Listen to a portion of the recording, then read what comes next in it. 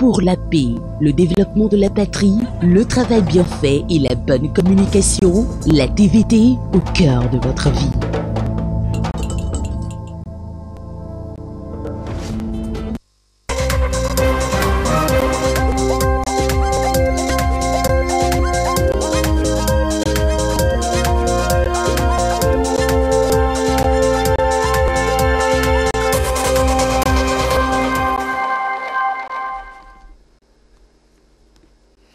Il est l'heure du journal sur la télévision togolaise. Madame, Monsieur, bonsoir et voici les titres.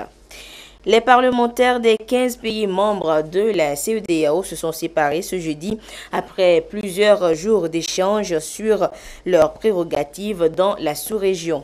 Et avant la cérémonie de clôture ce jeudi, ils étaient conviés hier à un dîner offert par le chef de l'État, président en exercice de la CEDEAO.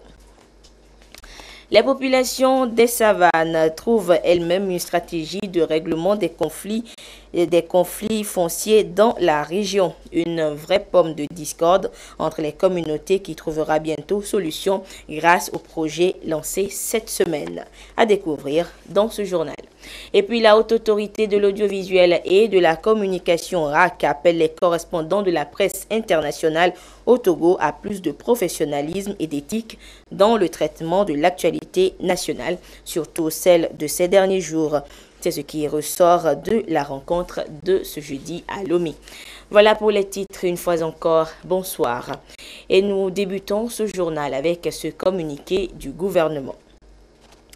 Des messages véhiculés sur les réseaux sociaux et sur certains médias font état de ce que certains partis de l'opposition appellent à une journée dite Togo mort, demain vendredi 25 août 2017, sur fond d'intimidation. Le gouvernement tient à rappeler que le vendredi, demain 25 août 2017, reste une journée ordinaire et ouvrée. L'administration et les services publics fonctionneront normalement. Les activités économiques et commerciales se dérouleront également comme d'habitude. Les dispositions appropriées sont prises pour garantir la sécurité de la population et pour assurer la libre circulation des personnes et des biens sur toute l'étendue du territoire national. Le gouvernement invite donc la population à vaquer librement et paisiblement à ses occupations. Signé le gouvernement. Samedi dernier, donc, une marche a été organisée dans certaines localités du pays.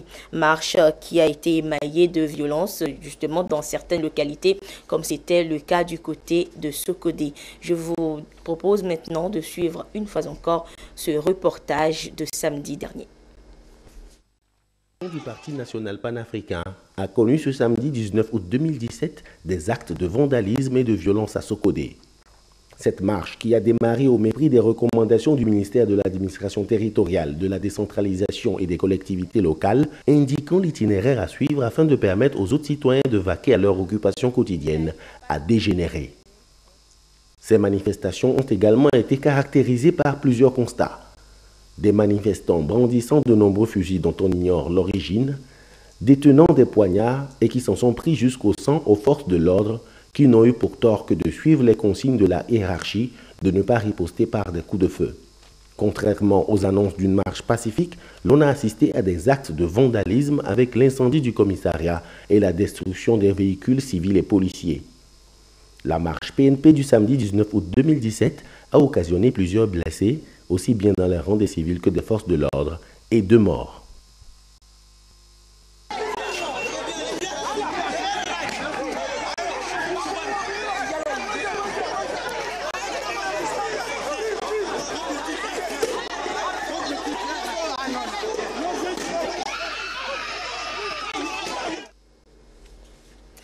La paix est un bien inestimable dont on ne mesure la valeur que lorsqu'on l'a perdue.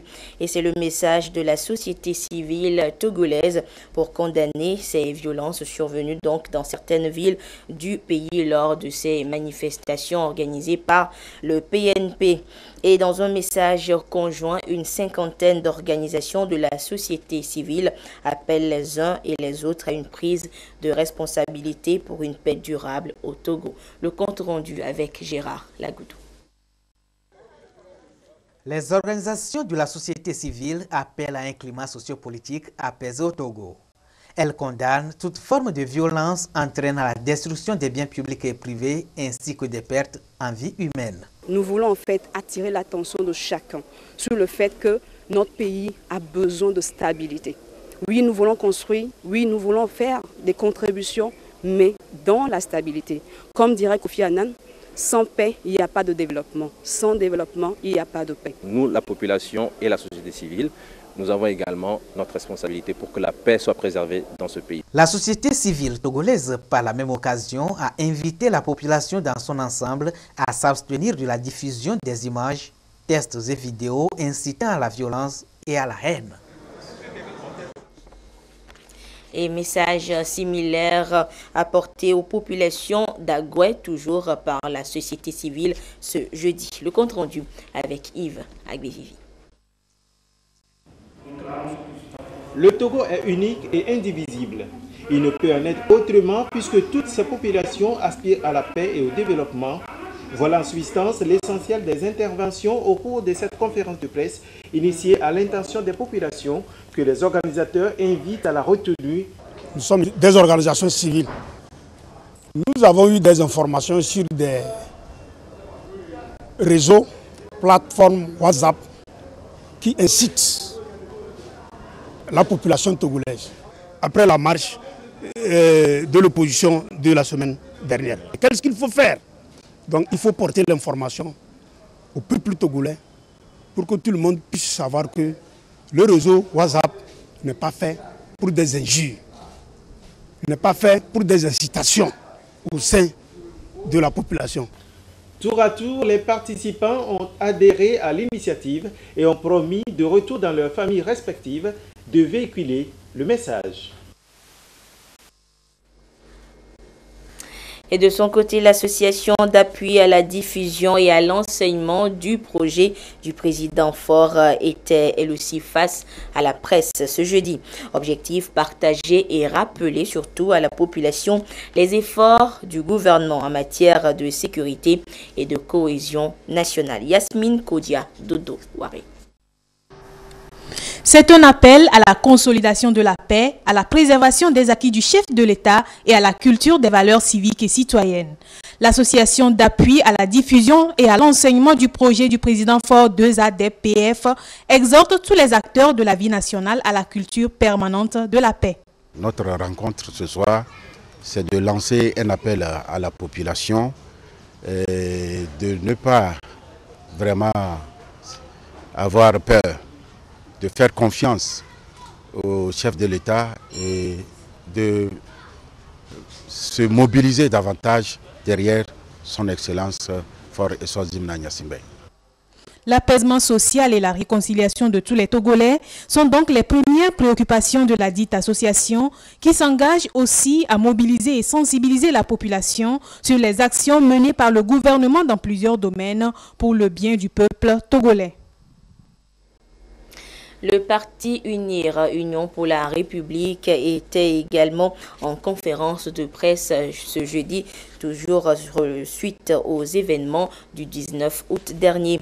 Et je vous donne maintenant lecture de la déclaration liminaire de cette rencontre de l'UNIR avec la presse. Les cadres du parti, l'Union pour la République, UNIR, issus de toutes les régions du Togo, se sont réunis ce jeudi 24 août 2017 afin d'analyser la situation dans notre pays suite à la manifestation organisée par un parti politique de l'opposition. Comme chacun le sait, cette manifestation a été émaillée de graves violences, des exactions et des incidents qui se sont soldés par le décès de 2 personnes, des dizaines de blessés et d'importants dégâts matériels. Pour le parti UNIR, une seule personne qui meurt des suites des violences, c'est toujours une mort de trop. Une seule personne agressée ou blessée, qu'il s'agisse d'un civil ou d'un agent des forces de l'ordre, c'est toujours une situation déplorable. Nous tenons à réitérer nos sincères condoléances aux familles éplorées et à leurs proches et à renouveler nos vœux de prompte guérison à tous les blessés.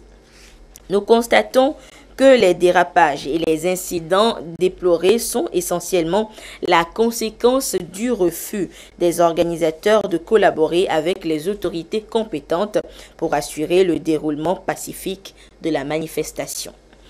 En agissant de la sorte, ces responsables ont délibérément créé un climat propice aux troubles et aux débordements.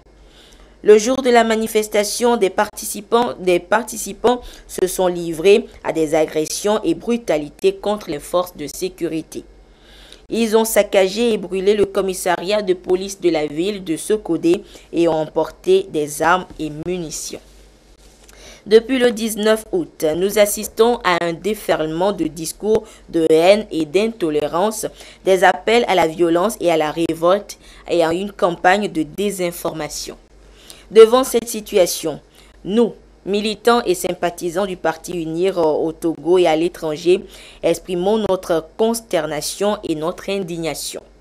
Nous condamnons fermement tous les agissements de nature à remettre en cause le climat de paix et de sécurité et désapprouvons tous les actes susceptibles d'entraver les efforts de développement de notre pays. Le Togo a opté de manière résolue et irréversible pour la démocratie et l'état de droit. Et comme dans toutes les démocraties, chaque citoyen a le devoir de respecter les lois et règlements de la République, notamment ceux qui encadrent l'exercice des libertés publiques. C'est seulement à cette condition que l'on peut assurer l'harmonie et la cohésion dans une communauté. C'est pourquoi nous lançons un appel à tous les partis politiques et à tous nos concitoyens du Togo et de la diaspora à cultiver l'ouverture, la tolérance et à privilégier la modération et le dialogue. Nous devons éviter tous les réflexes identitaires et œuvrer pour que ne s'implante dans notre pays l'extrémisme et l'intégrisme. Le Togo, notre pays, porte encore les séquelles et les stigmates des années d'agitation et de troubles sociopolitiques des années 90. Les mêmes causes produisent les mêmes effets. C'est aujourd'hui, ici et maintenant que nous devons éviter de reproduire les comportements et les agissements qui ont fait tant de mal à notre pays et dont nous n'avons pas fini de payer le prix. UNIR renouvelle son engagement en vue de l'approfondissement des réformes politiques et institutionnelles de manière globale et consensuelle. Dans cet esprit, le Parti UNIR réaffirme son soutien sans réserve au chef de l'État, son Excellence M. Faure Esozimna Gnassingbé, dans la poursuite du processus de réconciliation nationale et de modernisation de notre économie. Pour finir, le Parti UNIR invite les militants et sympathisants de l'intérieur et de la diaspora à ne céder à aucune intimidation et provocation et les appelle à plus de vigilance et de mobilisation. Fête à Lomé le 24 août 2017, Union pour la République UNIR. Et justement, le traitement fait par les correspondants de la presse internationale des récents événements dans le pays était au cœur de leur rencontre avec les responsables de la haute autorité de l'audiovisuel et de la communication ce jeudi. La rencontre se situe également dans le cadre des concertations entreprises par l'actuelle mandature avec les différents corps et associations professionnelles de la communication. Des précisions avec Prudence Zinsou. L'instance de régulation des médias AC a échangé avec les représentants des médias internationaux au Togo en leur rappelant le rôle qu'ils devraient jouer dans la couverture des différents événements tout en respectant les règles d'éthique et de déontologie du journalisme. Cette démarche a été appréciée par ces correspondants qui ont saisi l'occasion pour formuler des doléances à l'endroit de l'institution afin de mieux remplir leur mission sur le terrain. Le président a fait état de ce que beaucoup d'informations sont remontées vers eux concernant l'équilibre de l'information en disant que la presse internationale aussi doit équilibrer les informations et donc à écouter la presse pour voir quelles sont les difficultés qui sont les nôtres. C'est un plaisir pour nous d'avoir préparé cette rencontre d'échange parce que c'était vraiment important, surtout en cette période où l'actualité politique a un peu évolué. Nous avons demandé à la haute autorité de plaider pour nous auprès du gouvernement parce qu'on a besoin de ça pour équilibrer nos papiers ou nos sujets. Cette rencontre s'inscrit dans le contexte de la série de concertations entreprises par l'actuelle mandature de la HAC. Au-delà des dysfonctionnements constatés dans l'équilibre des informations, la HAC a exhorté ses correspondants à se conformer aux tests en vigueur et à être à jour vis-à-vis de l'institution. Nous avons profité de cette rencontre pour appeler à ses correspondants la nécessité de voir avec leurs sociétés mères, la nécessité de renouveler les contrats et de voir eux-mêmes leur position, donc leur accréditation vis-à-vis de la haute autorité. Parce que ces conventions comportent un certain nombre d'obligations qui incombent d'ailleurs aux correspondants de presse étrangère établis au Togo, notamment en ce qui concerne le traitement de l'information. Et nous avons insisté sur le traitement équilibré de l'information. Le traitement des derniers événements survenus sur le plan national par les médias internationaux a été mis en relief par le président de l'instance de régulation qui appelle ici à plus de professionnalisme, même dans des conditions difficiles.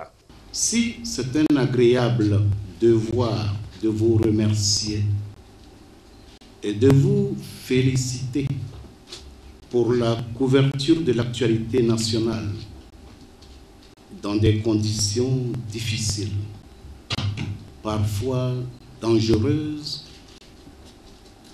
le traitement qui est fait de cette couverture interpelle chacun des professionnels que nous sommes, notamment après les derniers événements dans notre pays. Nous sommes convaincus qu'au-delà de la réalité, certains médias étrangers, profitant de leur force de rayonnement et de leur puissance tout azimut, ne font pas parfois l'effort d'œuvrer à l'apaisement, au développement national, au renforcement de la démocratie par un traitement équilibré, le respect scrupuleux de l'objectivité et de l'impartialité. Je me réjouis cependant des efforts importants que font certains d'entre vous pour respecter ces dispositions malgré les difficultés que vous rencontrez souvent dans votre quête de l'information juste. Je voudrais vous rassurer que dans l'exercice de sa mission, la haute autorité de l'audiovisuel et de la communication sera à vos côtés pour vous accompagner et vous aider à lever toutes les entraves qui vous empêchent d'exercer votre métier dans les règles de l'art. La presse a pour mission d'informer au quotidien la population sur les sujets d'actualité, certes, mais elle a aussi l'obligation de rechercher l'équilibre, la contradiction et le pluralisme d'opinion. Une approche souvent difficile, mais qui n'est impossible. Je vous le disais également en titre, la session extraordinaire du Parlement de la CEDEAO s'est refermée ce jeudi à Lomé. Les parlementaires venus des 15 pays membres ont entre autres planché sur l'acte additionnel relatif au renforcement de leurs prérogatives. En clair, il s'agit pour eux de disposer d'un droit de regard sur les questions relatives à la prévention et à la résolution des conflits. Nous reviendrons en détail sur les conclusions de cette session dans nos prochaines éditions. Mais sachez qu'hier, les parlementaires étaient conviés à un dîner au Radisson Blu Hotel de février. Un dîner qui leur était offert par le chef de l'État, président en exercice de la CEDEAO, qui était représenté pour la circonstance par le Premier ministre Commissaire Classou. Le compte rendu avec Luc Assis. Un dîner offert par le chef de l'État pour souhaiter la bienvenue aux parlementaires de la communauté économique des États de l'Afrique de l'Ouest CEDEAO, présents au Togo pour échanger et s'informer davantage sur l'acte additionnel relatif au renforcement des prérogatives du Parlement de l'espace communautaire. Ces députés discuteront des grands axes des tests juridiques ayant trait au fonctionnement de cette assemblée communautaire. Le président de ce Parlement s'est félicité des avancées démocratiques du Togo qui le repositionne à une place honorable dans le concert des nations. Nous avons connu Lomé il y a 20 ans. Faisons la comparaison. Qu'est-ce qui a évolué? Oui, la démocratie. Oui, l'état de droit. Oui, la bonne gouvernance. Et les résultats sont palpables. Monsieur le Premier ministre, dites au président de la République que nous sommes fiers du Togo. Le Togo compte dans le concert des nations. Vous nous avez reçus, oui, en fils du Togo, depuis que nous avons foulé ce beau pays. Envie de résoudre nos grands problèmes, vous avez choisi la meilleure voie, CEDEAO. À cette session, le Parlement de la CEDEAO est habilité à examiner les questions relatives aux droits de l'homme et des libertés fondamentales, celles concernant l'énergie, les télécommunications et la santé ou l'éducation. Des domaines où le Togo s'est illustré ces dernières années avec beaucoup de réalisations. Le Premier ministre Komisselom Klassou, représentant le chef de l'État à ce dîner, a souhaité la bienvenue à ses députés sur le sol togolais. Le président en exercice est à l'écoute. Il est prêt à accompagner les parlementaires de la CEDEAO pour que nous puissions donner une plus grande visibilité à notre union. Surtout, permettre à ce que la CEDEAO devienne l'intégration des peuples. C'est de ça qu'il s'agit. Que nos populations puissent circuler librement, que nous puissions partager nos valeurs culturelles. Nous partageons les mêmes valeurs, la même langue, les mêmes richesses culturelles. Et c'est ça que nous voulons au niveau de la CEDEAO, faire de sorte que la libre circulation permette à ce que nous découvrions que nous sommes les mêmes et que nous devons travailler pour le vivre ensemble. Ces parlementaires ont offert un présent au chef de l'État, président en exercice de la CEDEAO, présent réceptionné par le Premier ministre. Ce Parlement de 115 sièges offre à chaque État 5 au minimum. C'est le cas du Togo.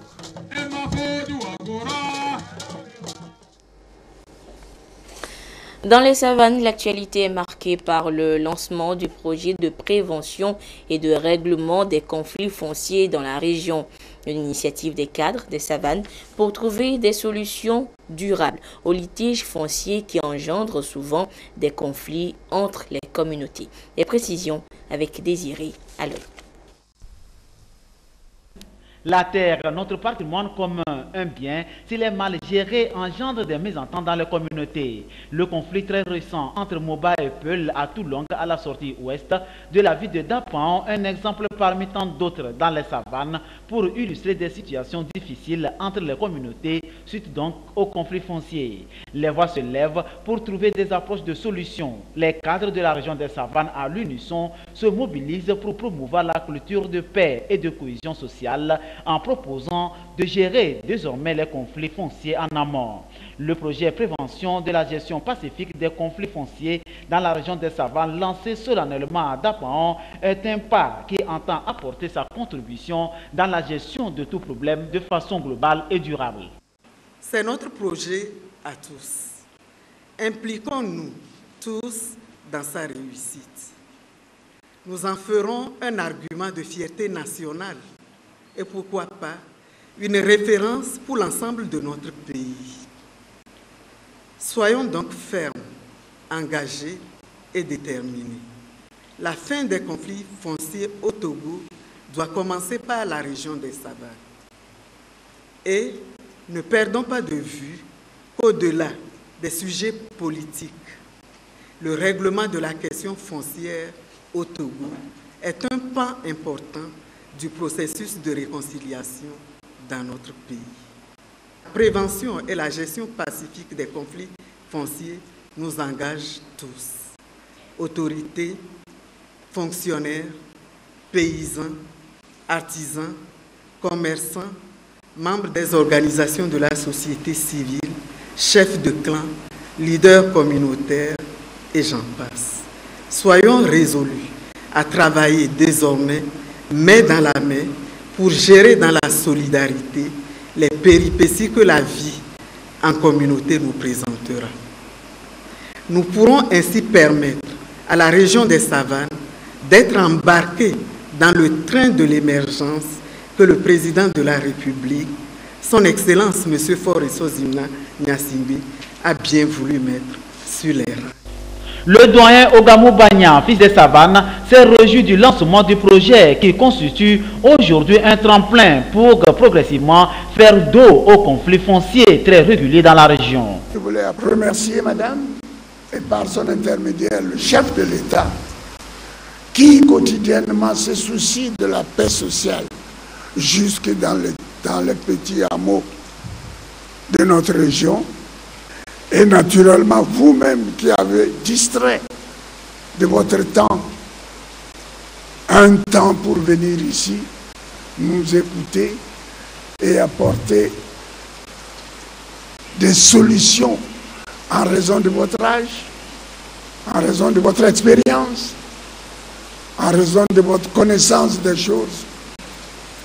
C'est comme ça qu'ensemble, nous allons, dans la diversité où nous sommes, que nous allons conduire dans la liberté et dans la légalité notre société demain, pour que ce que nous laisserons à la postérité, à nos enfants, ait un éclairage préétabli. L'autre doyen du milieu, Fambaré Ouattara Natchaba, a appelé les chefs de clan, les juges, les cadres et les préfets à être justes et privilégier le compromis dans la gestion de ce genre de conflit afin d'œuvrer à assurer la cohésion, la paix sociale. Les populations apprécient le projet. Problème de vente de terre, on en vend, on se retrouve maintenant démunis et c'est ce problème de vente de terre d'ailleurs qui entraîne les conflits que nous ne voulons plus à partir de ce jour.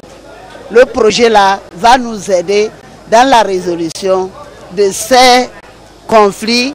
C'est un début de solution qu'on peut trouver pour anéantir nos problèmes fonciers qui nous minent chaque jour et puis nous n'arrivons pas à gérer. En somme, autorités administratives, gardiens des us et coutumes, cadres de cette préfecture de la région des Savanes, jeunes et autres tous veulent opérer une synergie d'action autour du projet pour préserver la cohésion et le tissu social, facteur d'un vivre ensemble. La récompense du savoir est à sa 3e édition cette année. Hier à la mairie de la ville d'Anéran, la fondation Nana Année 15, promotrice de ce projet, a encore récompensé les meilleurs élèves de CM2 en terminale des Lacs, de même que les premiers aux examens nationaux, le Bac 2, Bac 1 et BEPC session 2017. Robert Kotogbe, Sonia Aminiko. Ont retenu. La Fondation Nana Année 15 récompense pour la 3e fois consécutive les meilleurs élèves de la préfecture des Lacs et ceux des examens nationaux. Dans ce cadre, la Fondation a primé le premier du Bac 2 au Togo, Nyagno Komi, avec les ouvrages didactiques, un ordinateur et une enveloppe de 200 000 francs CFA. Il a été suivi du premier du Bac 1 au Togo, Katakou Duarte, qui s'en est sorti avec une moyenne de 18,89% et de la première du BPC, Souleymane Ishar, avec une moyenne de 19,69%. Ils ont reçu respectivement des enveloppes financières de 100 000 et 50 000 francs CFA, en plus d'un ordinateur chacun.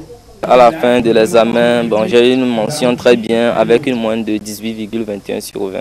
Cette année, je suis le premier du Togo sur le plan national, toutes séries confondues. Moi-même, j'ai fait la série C. Et donc, je promets avec ces outils de faire mieux dans les études supérieures. Et j'ai passé le baccalauréat, première partie cette année.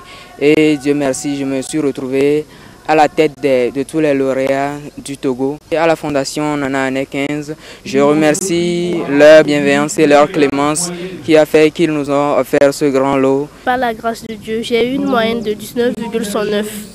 Et la Fondation Nana Année 15 m'a donné ces outils qui me permettront de continuer mes efforts afin de pouvoir faire mieux que ce que j'ai fait. Deux grandes innovations ont marqué cette troisième édition. D'abord, Sa Majesté Nana Année Ohini Kokwam Dessou 15 a encouragé les parents des meilleurs élèves en classe.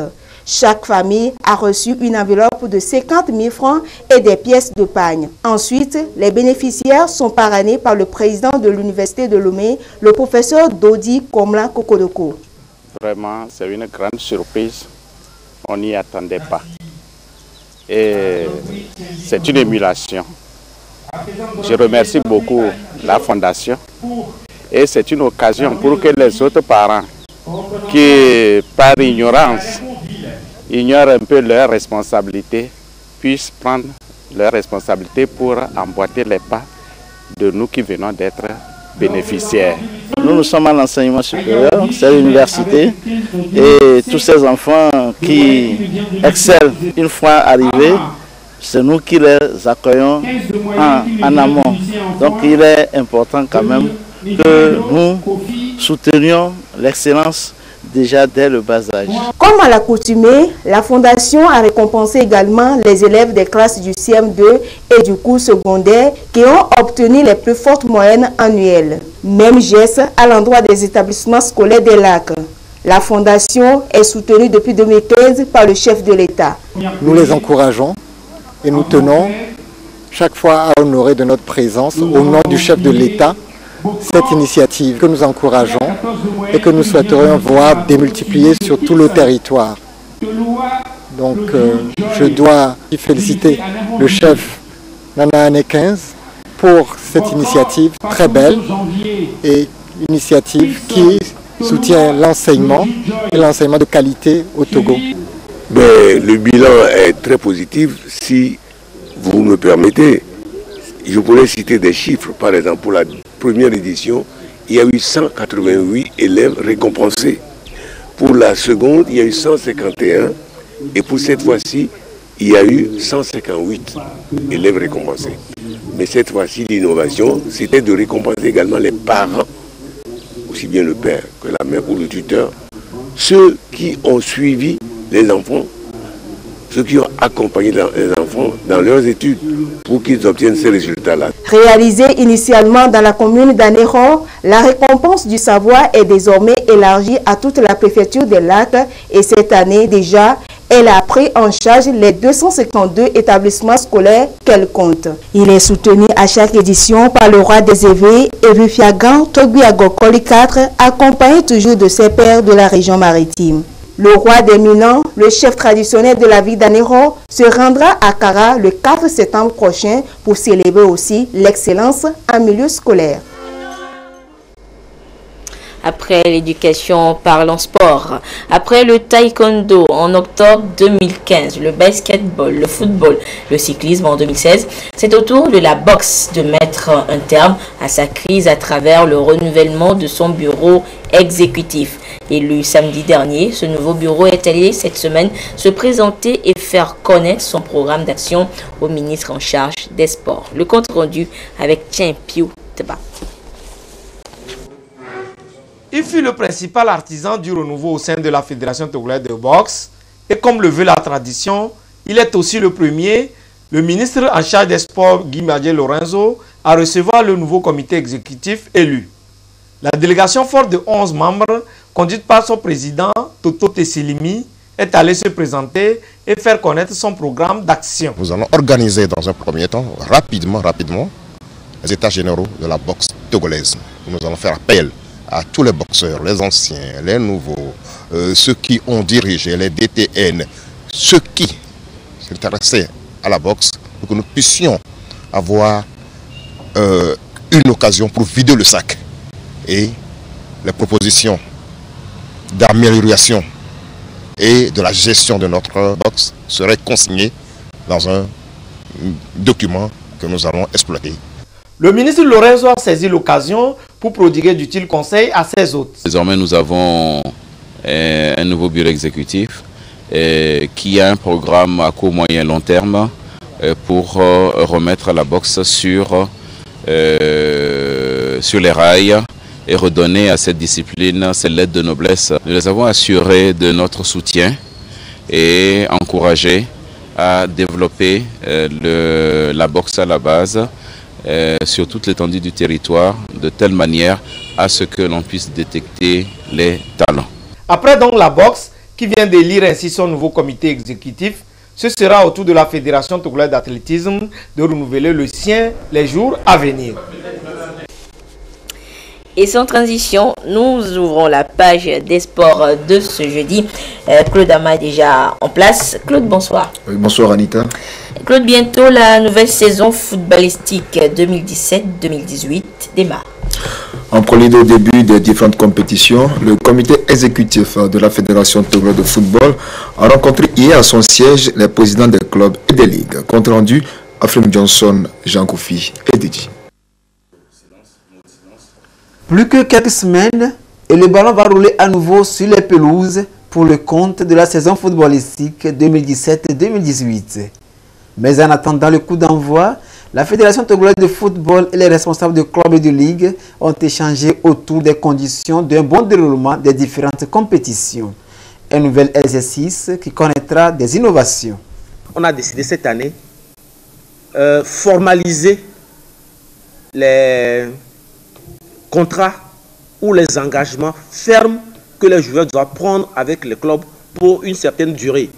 Si l'engagement est pour 2 ans, ça veut dire que en fin du championnat, le joueur reste dans ton club. Si c'est pour 1 an et tu n'arrives pas à renouveler cet engagement avant la fin du championnat, ce joueur est libre d'aller où il veut. Nous avons parlé aussi des mutations et des prêts. Cette saison, on a augmenté le nombre là à 8. Donc nous avons essayé de revoir un peu les textes, de renforcer certains articles pour que nous puissions avoir un championnat sans problème. Pour son grand retour dans le calendrier de la Fédération togolaise de football, après plusieurs années d'absence, la Coupe du Togo ouvrira le bal de la saison par les préliminaires à partir du 3 septembre. Ça concerne plus les clubs de D3 et les clubs de ligue. Les ligues vont organiser ces préliminaires. Les préliminaires vont dégager des clubs qui vont rejoindre les clubs de D1 et de D2 pour la 16e de finale. Dans l'ensemble, les acteurs sont sortis de cette rencontre satisfaits. Nous avons été informés de beaucoup d'innovations, ce qu'on aurait dû faire il y a longtemps. Et c'est des éléments qui vont nous permettre d'assainir encore un peu plus notre espace de football. Et non, c'était bien. Ils ont beaucoup réfléchi. C'est vrai que tout ne peut pas être fignolé tout de suite, mais ils ont beaucoup avancé dans la réflexion pour élever le niveau de notre football. Autre sujet, le bilan financier de la saison écoulée. Environ 501 millions de francs CFA, dont une subvention de l'État à hauteur de 94 millions, ont été dépensés par la FTF pour l'organisation des championnats D1, D2 et féminins. Au vu de ces chiffres, les prochaines échéances constituent un défi. La Supercoupe oppose ce mardi de Sokoré, détenteur du trophée à l'Est Togoport, champion 2016-2017 et vainqueur de la Coupe du 27 avril. Le reste des clubs de première et deuxième division devra attendre le 22 octobre, retenu pour le démarrage des championnats D1 et D2 pour reprendre du service. Et Claude Atakame, c'est la première édition du tournoi ITSI placé sous le thème Paix et réconciliation, gage de développement durable, démarré le 3 juin qui s'est achevé le week-end. En finale, Ovli s'est imposé face à Android FC à l'épreuve des tirs au but 4-1, un but partout à l'issue du temps réglementaire. Champion bas pour le résumé. 12 clubs au départ de la première édition du tournoi ITSI pour la réconciliation, mais à l'arrivée, il n'y a plus que 2 comme d'habitude. Ovli FC Damlamé en bleu et Android FC Damou au bleu. Après le coup d'envoi donné par le préfet de la localité, Koufama Bizaloué, Ovli donne le ton à travers l'ouverture du score dès la 3e minute. À la 18e, Android, suite à une retropasse mal appréciée par le gardien adverse, égalise. Un but partout, score inchangé à la pause. Revenus sur l'aire de jeu plus requinqué, les deux adversaires ne réussissent pas à aggraver le score de part et d'autre, ce jusqu'à la fin de la partie. C'est à l'issue des tirs au but que le club Ovli l'a emporté 4 tirs contre 2 pour Android FC. Le pari est gagné aujourd'hui. La paix, la réconciliation, gage d'un développement durable. Tel est donc le thème qui a motivé l'organisation de ce grand tournoi. Amlamé doit et devra rester la capitale de la paix et de la réconciliation nationale. Nous continuerons toujours les actions pour soutenir donc, la paix et la réconciliation. Nous serons toujours aux côtés du gouvernement, le chef de l'État à la tête. Le réconfort sur l'effort. Ainsi, les autres clubs participants, le 4e Jérusalem FC, 3e Dédomé, 2e Android et le vainqueur Ovli ont été récompensés. Ovli repart avec une enveloppe de 100 000 francs CFA, un jeu de maillot, 25 t-shirts et le trophée. En état, voilà l'essentiel de l'actualité sportive de ce jeudi 24 août. Le temps de rappeler aux passionnés de la première ligue anglaise qui le suivront direct foot samedi à partir de 13h45 avec Alfred Colani et ses invités. Au menu, Newcastle contre West Ham. Enfin, le tirage au sort de la Ligue des champions d'Europe a eu lieu aujourd'hui. Real de Madrid, champion en titre, se retrouve dans le groupe H aux côtés de Dortmund, Tottenham et Apoel FC.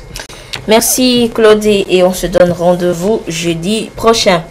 Je vous annonçais également dans cette édition la rencontre des cadres du Parti Union pour la République, des cadres venus de toutes les régions du pays qui se sont retrouvés donc cet après-midi à Lomé. Des cadres qui condamnent fermement les incidents survenus le 19 août dernier dans certaines localités du pays suite à la marche organisée par le PNP. Et les cadres du Parti Uni rappellent tous les acteurs, les partis politiques et la population à la culture de la paix et de la cohésion sociale. Nous reviendrons sur cette rencontre dans nos prochaines éditions. Et avant de refermer cette édition, je vous donne une fois encore lecture de ce communiqué du gouvernement. Des messages véhiculés sur les réseaux sociaux et sur certains médias font état de ce que certains partis de l'opposition appellent à une journée dite Togo mort, demain vendredi 25 août 2017 sur fond d'intimidation. Le gouvernement tient à rappeler que demain, vendredi 25 août 2017, reste une journée ordinaire et ouvrée. L'administration et les services publics fonctionneront normalement. Les activités économiques et commerciales se dérouleront également comme d'ordinaire. Les dispositions appropriées sont prises pour garantir la sécurité de la population et pour assurer la libre circulation des personnes et des biens sur toute l'étendue du territoire national. Le gouvernement invite donc la population à vaquer librement et paisiblement à ses occupations. Et voilà, c'est sur ce communiqué donc que se referme cette édition. Merci de votre fidélité à la télévision togolaise. À 22h30, vous serez en compagnie de Prudence Zinsou pour la dernière édition du journal. Au revoir.